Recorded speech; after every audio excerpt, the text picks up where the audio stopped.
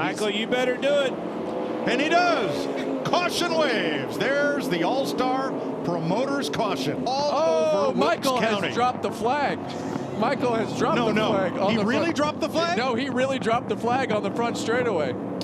It is on the front straightaway. Oh, no. You had one job. Oh, it looks like we might have an issue with our pace car. Yeah, it's pulled up to the top of the racetrack, and now it's starting to move here. I'm not sure exactly what was going on. They're struggling to get the car to move. We have a cleanup truck pacing the front of the field, so we have that under control. But, yeah, it just pulls up to the top. I don't know. And these drivers are they're trying to figure out what to do because they have to follow the pace car. Chase is like, okay, I don't want to pass you, but man, right. I don't think I'm allowed to stop right here.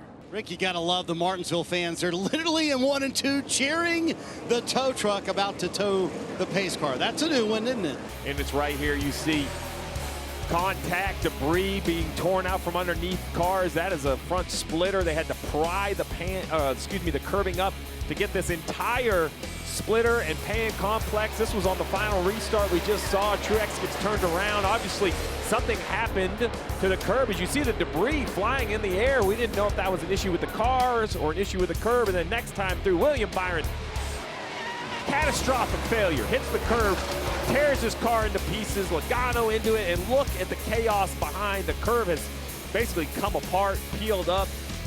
Corey LaJoie goes through this huge ramp, which is driver's right, trying to enforce that. Talk about takeoff. This is it right here.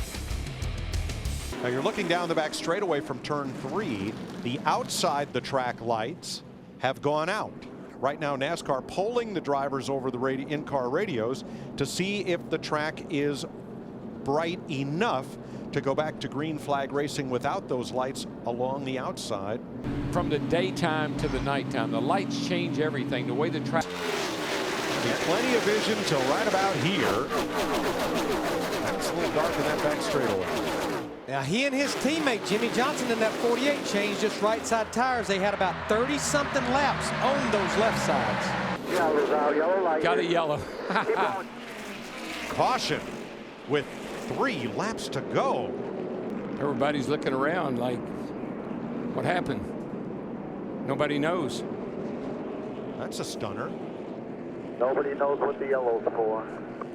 Well, good. I'm glad we're not the only ones in the dark. Yeah, I think it's raining. It is. I think it might be. Maybe it's raining, It's or maybe pouring. Suddenly, a cloud burst. Fans are running for cover.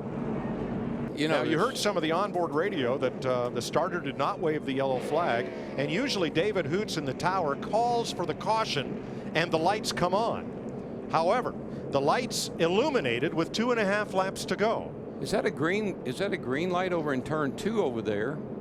And the caution lights around the racetrack. And some of the caution lights are flashing. I'm not sure what happened. Mother Nature wins, and so does Carl Edwards.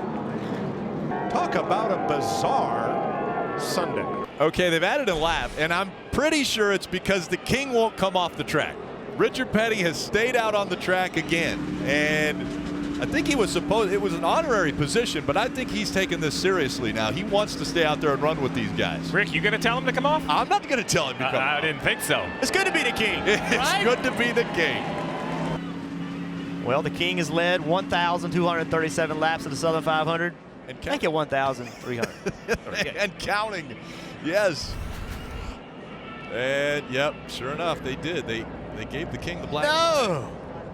I hope this weather holds out because I think we got a good shot to start either first or second, which we would anyway.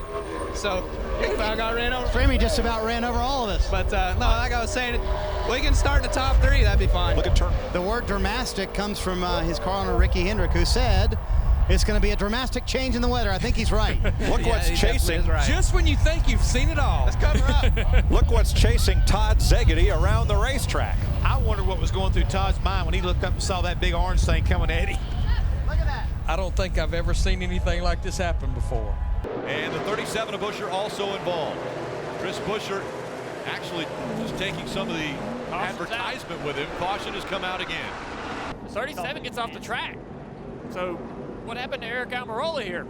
Did he join him? There's something you don't see every day. They're looking for something from Echo Park. Go park on Traveling billboard. I didn't know you could. I mean, that's why you buy the billboards. You just didn't know they were going to be traveling billboards. Yeah, this is what you hope happens. Hi folks, Lee Diffie from NBC Sports here. If you truly enjoyed what you just watched, you can get more news, interviews, and highlights by subscribing to the Motorsports on NBC YouTube page. You can get it all, so go for it.